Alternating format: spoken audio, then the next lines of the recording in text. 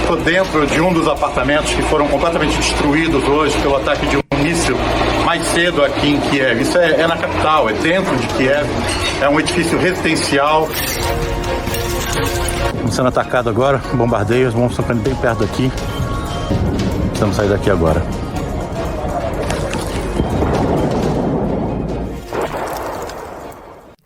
A Herpcast, o podcast da Radiodifusão no Paraná.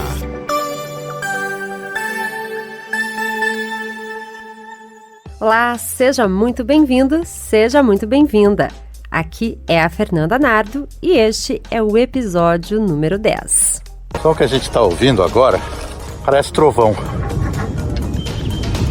Não é trovão não, é bomba. Esse é o front, é aqui que a guerra está acontecendo. Com mais de 20 anos de experiência, Ian Boechat é colaborador dos principais veículos de comunicação do Brasil. Ao longo da sua carreira, atuou como repórter e editor de economia, negócios e política. Nos últimos anos, tem se especializado na cobertura de temas internacionais, com atenção às regiões de conflito no Oriente Médio e na África. Ele também esteve recentemente cobrindo a guerra entre a Rússia e a Ucrânia.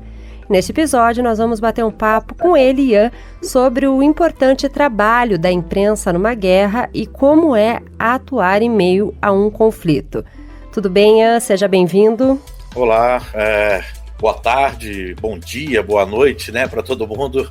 Cada um deve estar ouvindo num determinado momento específico. Enfim, obrigado pelo convite. A gente que agradece. Bom, então vamos lá para o nosso bate-papo, que a gente está curioso aí para saber como que é o trabalho de um repórter que cobre conflitos. Para começar, eu queria que você contasse um pouquinho para a gente sobre a sua carreira e o que te levou a cobrir conflitos, Ian.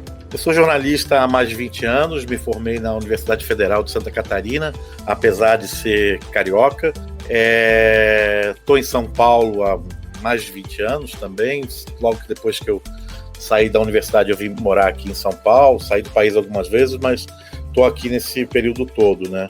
Eu comecei a cobrir conflito em 2003, quando os Estados Unidos invadiram o Iraque. Eu tentei ir para lá, não consegui, acabei indo para o Afeganistão e depois voltei para o Brasil. Eu já era repórter de economia, continuei fazendo economia, trabalhei na Gazeta Mercantil, antiga Gazeta Mercantil, depois muito tempo no Valor Econômico, isto é, e nos últimos 10 anos, um pouco mais talvez, eu tenho tentado ampliar essa cobertura internacional, que é uma coisa que eu sempre quis fazer, e nesses últimos talvez 10 anos eu tenha me especializado mais na cobertura dessas áreas em conflito, mas não só, eu continuo fazendo trabalhos aqui no Brasil, tanto em texto quanto em vídeo. Então, eu sou um cara primordialmente de texto, mas que acabou migrando para o vídeo por conta das questões econômicas. Entendi. Como é que funciona ali quando você está no meio de um conflito? Você trabalha sozinho? Como que é essa dinâmica? Em geral, eu trabalho sozinho, porque eu sou a pessoa meio que faz tudo, né? Então, eu apuro, eu filmo. Eu costumo dizer que eu sou a causa e a consequência de uma indústria que está cada vez mais fraca, né? Crescente onda de colunismo que a gente tem, né? Especialmente nos últimos 10 anos, a gente vive uma explosão de colunistas, porque é muito mais barato para as empresas de comunicação você ter alguém sentado num sofá em algum lugar falando sobre o mundo e não indo até lá ver, né? Então, para conseguir fazer esse trabalho, eu tive que pedir demissão dos meus empregos e fui atuar como freelancer para poder fazer o que eu faço hoje. Eu queria saber de você, como é que é difícil para um jornalista entrar ali numa zona de conflito? Como é que funciona a dinâmica quando o jornalista está ali num local onde está tendo uma guerra? As pessoas tendem a acreditar que a guerra é um local caótico, onde não há ordem, onde tudo é uma grande confusão, e ao contrário.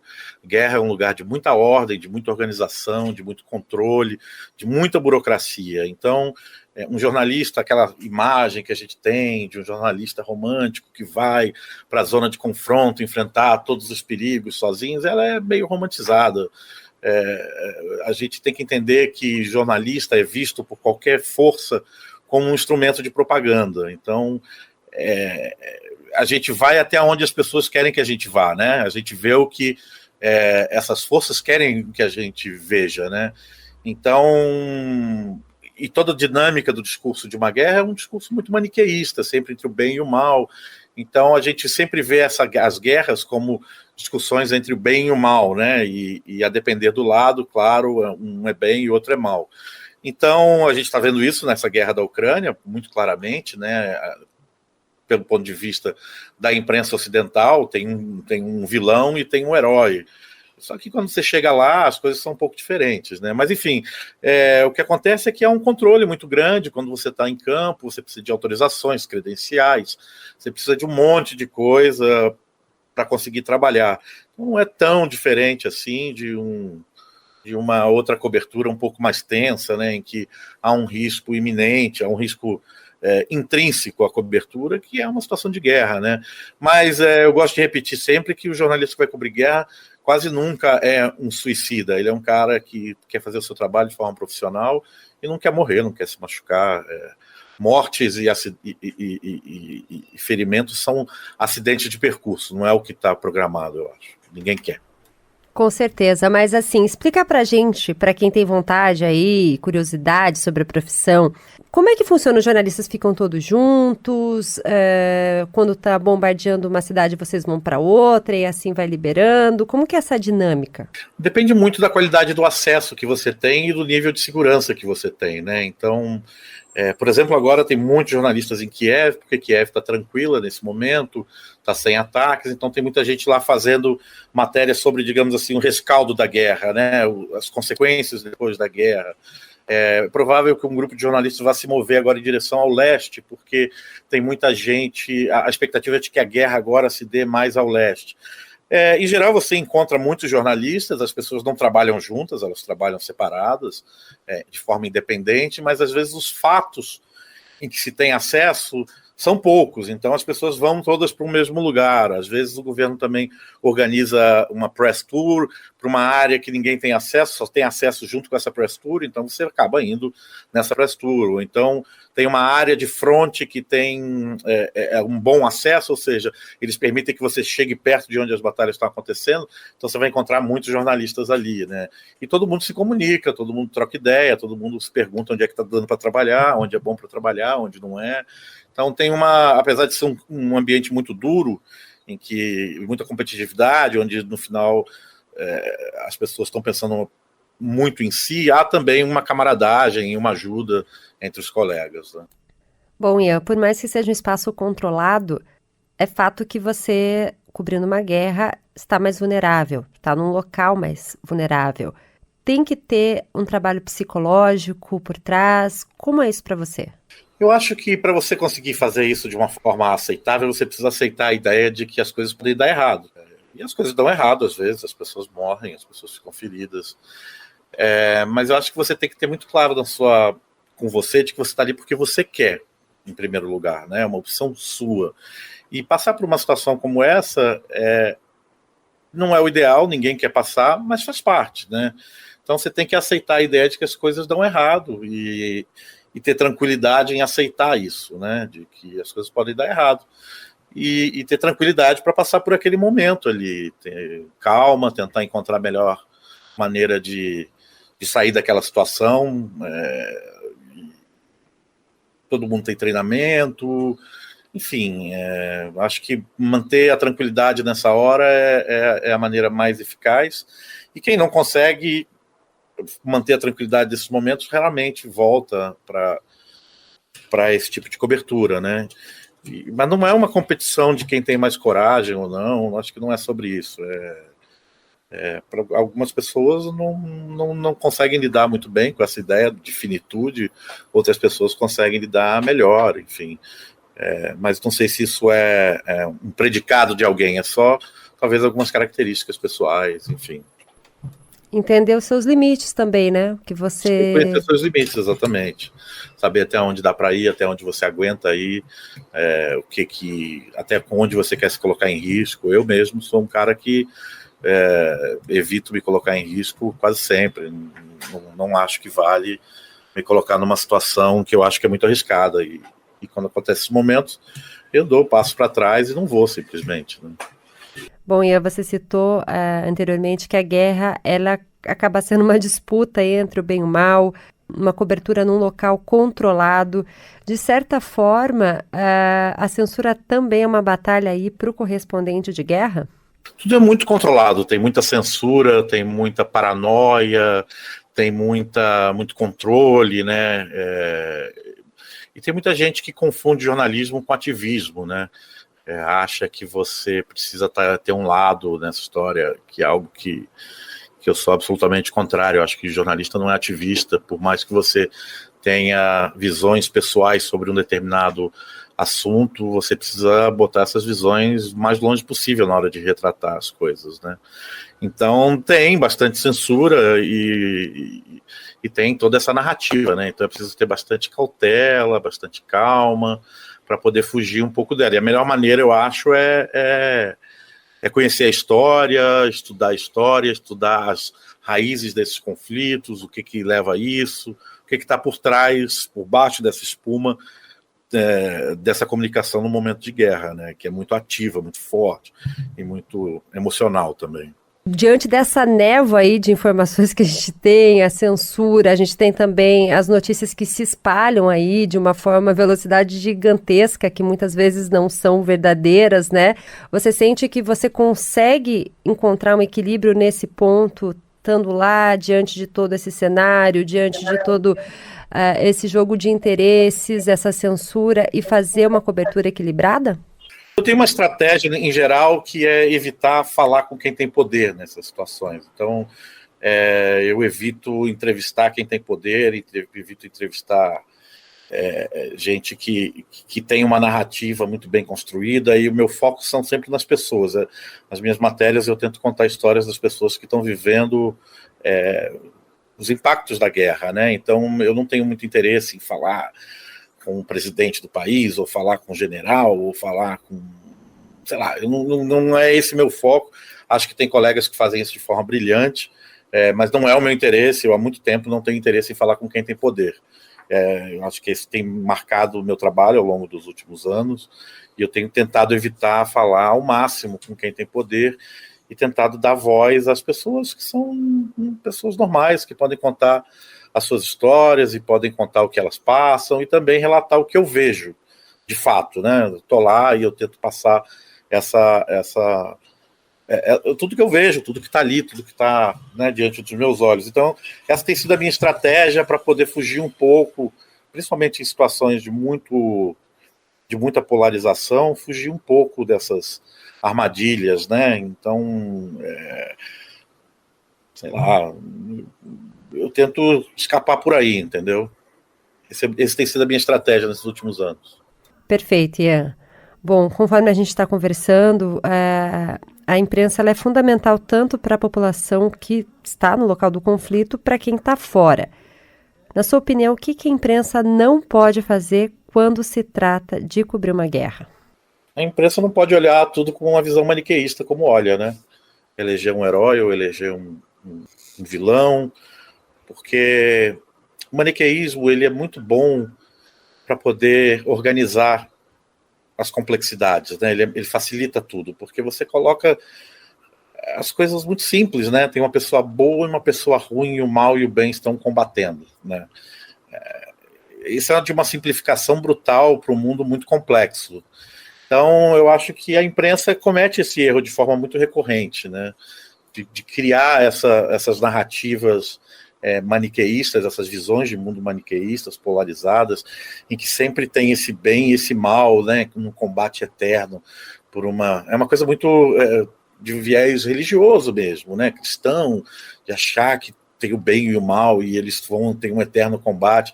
As coisas são muito mais complexas do que essa, né? Essa guerra na Ucrânia tem camadas de complexidade muito maiores do que um Putin vilão do mundo e um Zelensky herói do mundo, ou a cobertura do Oriente Médio tem camadas e camadas e camadas e camadas de complexidade que quando você chega perto lá, todo o discurso maniqueísta perde a razão de ser, né?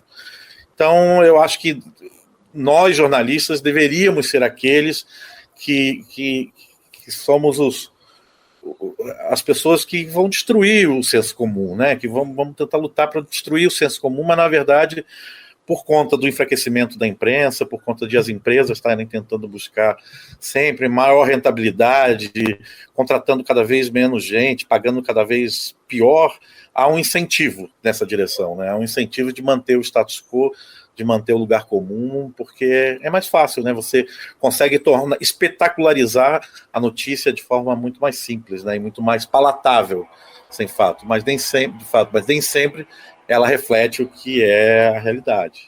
Bom, Ian, você mesmo citou que a gente vive um momento complexo. Explicar a história num período extremamente complexo, como você mesmo citou, é um desafio aí para o repórter que está fazendo a cobertura?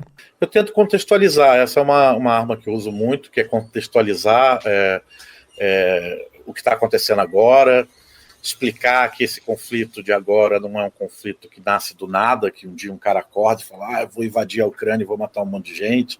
As coisas não são tão simples assim, tem um passado, tem uma história, e olhar para o passado é importante para entender onde a gente está agora e entender os interesses que estão por trás desses movimentos, né? Tem muitos interesses que não são muito republicanos ou não são muito cristãos, não sei qual a palavra que se pode usar, que tem por trás dessas relações e desses conflitos, né? Em geral, eles vão, quando a gente entra um pouco na história e tenta ver, tenta contextualizar tudo isso, e todo esse discurso maniqueísta acaba perdendo embasamento, né? Ele começa a perder força, porque a história e a vida é muito mais complexa do que essa simplificação. Então, uma maneira que eu tento usar é fazer o contexto, explicar o que aconteceu no passado, por que essas pessoas aqui estão lutando, o que explica isso. As coisas não acontecem por combustão espontânea, salvo raras exceções, né? Tem toda uma construção, às vezes ideológica, às vezes econômica, às vezes étnica, às vezes histórica, que vai explicar o porquê disso está acontecendo agora, né? Então essa é a minha estratégia. Então entender a construção histórica, cultural, enfim, do local é fundamental para um repórter, né? Acho que a parte mais importante é você conhecer a história, saber o porquê que aquilo está acontecendo agora, né? Para além dessa narrativa de que tem um cara que acorda um dia e quer matar os outros, e o outro que acorda um dia e decide entregar a vida dele para salvar tudo, né? As coisas são mais complexas que essas. Ok. Para finalizar, eu queria te perguntar o que é fundamental para ser um repórter de conflito? Ser honesto consigo mesmo, em todos os sentidos. Saber os seus limites, ser honesto com o jornalismo, tentar não ceder às pressões de quem está a milhares de quilômetros de onde você está e achar que entende do que está acontecendo, você não tem a menor ideia porque ele leu alguma coisa na CNN, então ele acha que é aquilo. E isso acontece aqui também, no nosso dia a dia, né? As pessoas, um editor, às vezes, que nunca sai da redação, vê uma nota em algum lugar e acha que aquilo é verdade, e você está lá na rua apurando, e o cara manda você ir por esse caminho, você, não, mas não é, eu estou aqui, eu estou vendo. Enfim, é algo bastante trabalhoso, né? Difícil, às vezes, e que às vezes custa caro também. É uma situação complicada que a gente está vivendo, porque a gente está vivendo um momento de enfraquecimento de nós, assalariados, diante de quem tem poder, de quem tem dinheiro, né? Então, todo esse processo de terceirização, todo o processo de pejotização na profissão, as vagas cada vez menores, a gente está passando por um processo em que as pessoas estão atuando no jornalismo como se fosse uma empresa, né? Como se fosse um trabalho qualquer, e não é um trabalho diferente esse, né? Que tem que ter responsabilidade, tem que ter firmeza ética, tem que ter um monte de coisa que, por conta da crise econômica, isso tudo vai ruindo, né? É como numa guerra, a moral, ela rói de forma muito rápida, ela se dissolve muito rápido quando você precisa sobreviver, e a gente, de certa forma, numa analogia bastante grosseira, está vivendo isso no jornalismo hoje, de certa forma. Então, além de muito conhecimento, vontade de fazer, tem que ser muito resiliente hoje, né? Tem que ser insistente, chato, senão não consegue. E tem que amar o que faz, né? Porque não tem como você estar no meio de um conflito se você não curte o que você faz, né? Sem dúvida, tem que amar muito. Mas se não for essa opção, a outra opção é ter que trabalhar, né? Aí fica ruim. Então, assim tá bom. Verdade, eu agradeço a sua participação, foi um prazer conversar com você. Obrigado, eu que agradeço. Um abraço a todos. Rádio é Tudo, com Daniel Stark. Bom, e quem chega agora para conversar com a gente é ele, Daniel Stark, para falar sobre as novidades do rádio. Tudo bem, Dani?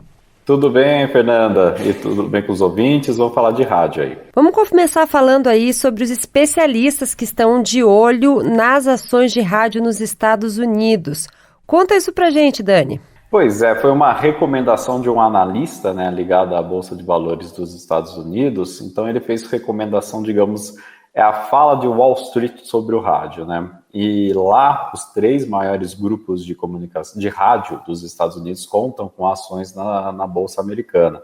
E ele falou para os investidores darem uma boa olhada no veículo, né, no meio rádio, porque é sempre aquela história que a gente já discutiu aqui no Airpcast, que entra ano, sai ano, entra pesquisa, sai pesquisa, mostrando que o rádio continua sendo o veículo líder entre todas as plataformas de áudio que contam com anúncios. Então, aí isso, o pessoal olhou assim, opa, peraí, isso aí é interessante, é o maior veículo, né, de alcance que conta com anúncios, então é importante para a publicidade, e esses caras têm ações na bolsa. Então, vamos olhar essas ações. Ao olhar essas ações estão em nível bom, estão com perspectivas futuras muito boas, e fora que tem um detalhe assim que pode impulsionar ainda mais o rádio, é que todos esses grupos norte-americanos estão fazendo uma boa transição digital. Então, por exemplo, se existe alguma dúvida se o rádio vai continuar forte entre as parcelas mais jovens, o rádio norte-americano já respondeu que sim, porque ele também está investindo em podcast e streaming. Então, já abraça esse público através disso. Fora que a transmissão terrestre continua muito forte, vai crescer em faturamento. Então, é o que a análise também diz, principalmente impulsionado por negócios locais. Eles vão buscar o rádio porque o custo de mídia é mais baixo e você tem um alcance de massa super efetivo. Então, porque o rádio chega a mais de 90% da população norte-americana em uma semana. Esse é o alcance do rádio. Então, assim, basicamente, tudo que a gente discute aqui no Airpcast, no tudoradio.com, o Wall Street olhou e falou, nossa, veja bem, isso é bem interessante, invistam nisso. Então foi basicamente isso. Mais uma prova que, de novo, como eu disse no Airpcast anterior, estou sendo um veículo de boas notícias, mas porque o rádio tem me ajudado e as pessoas fora do mês estão descobrindo isso, felizmente. Mostra aí mais uma vez a força do rádio, né? Sempre pesquisas. Exato. E agora até investidores. Bom, e Dani, nesse mês aí a gente tem a NAB, né, que é um grande evento do setor que acontece em Las Vegas. Eu queria que você falasse um pouquinho quais são as novidades aí deste ano. Pois é, para quem está bem interessado em participar da NAB, da NAB, se não sabe se realmente vai ser um grande ano, né? Então a gente já discutiu aqui na Airpcast que tem a possibilidade de você acompanhar o Radio Show, que é um evento exclusivo de rádio, que deixa de ser itinerante, agora passa a ser localizado à NAB. Isso é excelente, é mais uma oportunidade, já seria um motivo suficiente para que as pessoas fiquem interessadas na NAB. E aí agora a gente chega a essa notícia da própria assessoria deles, indicando que mais de 900 novas empresas vão expor na feira pela primeira vez.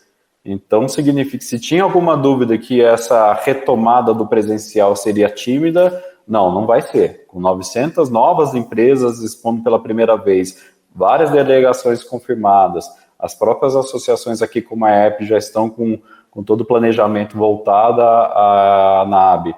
Então, quem for, acho que vai ser bem feliz, vai ter muitas novidades para acompanhar, muitas empresas novas para acompanhar também, e fica aqui meu apelo para darem uma olhadinha em especial no Radio Show. Dá uma olhada lá no Tudo Rádio, tem alguns detalhes de como vai funcionar o Radio Show, vai estar no Westgate, então é próximo ali, não compete muito com a NAB, programação da NAB, então eu acho que assim, nos próximos anos vai continuar localizado, isso é muito bom, né, para a gente colocar isso na nossa, digamos, rotina, né, de eventos, né, mas para quem já vai agora, acho bom dar uma olhadinha no Radio Show, porque para o nosso setor isso é fundamental e pode vir com a cabeça fervilhando de novidades, isso é bom. Sim, então acho que vai valer a pena aí essa retomada presencial. E eu acho que o ânimo das pessoas vai estar num jeito meio, assim, para cima, né, porque a retomada de eventos, de você acompanhar, por mais que tenha rolado uma grande, digamos, investimento, né, na transmissão virtual, para que a gente não deixe de discutir sobre novidades nos últimos 2 anos, mas é diferente, né, você ter esse contato, essa troca de figurinhas presencial, né, ainda mais num grande evento como esse. Então, acho que vale muito a pena, sim. Presencial é sempre diferente, o calor humano, né? Tudo muda, não adianta.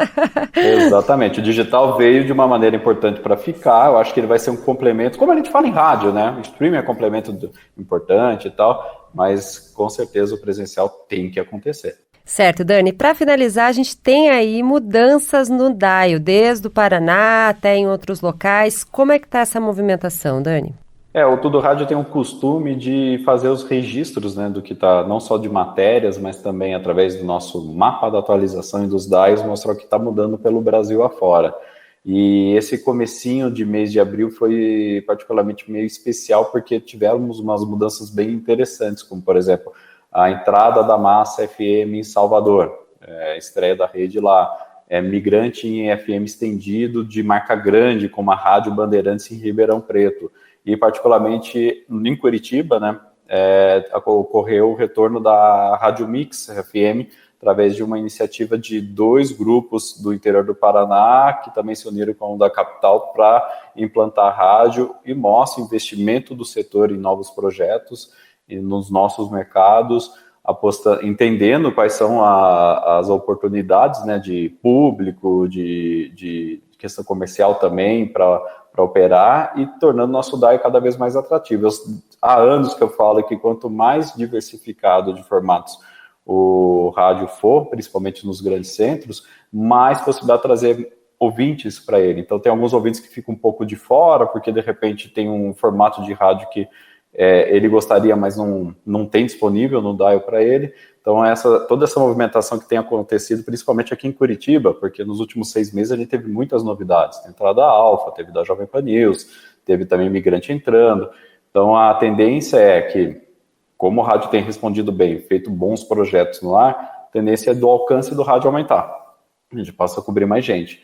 Então essa é uma aposta, essa é uma novidade legal, e mostra como o setor está movimentado e como os empresários da área estão investindo no rádio. Eu acho isso fundamental. Os empresários realmente acreditam no rádio, respondendo que os ouvintes já acreditam no rádio, porque a gente só tem números muito bons, né, sobre a audiência. Então, é um jogo que está andando junto, digamos assim. Bacana, Dani. Sempre é bom ouvir boas informações do rádio. Eu agradeço pelas suas informações e te aguardo aqui na semana que vem. Combinado. Até o próximo ARPcast. Eu também agradeço a você que nos acompanhou em mais um episódio.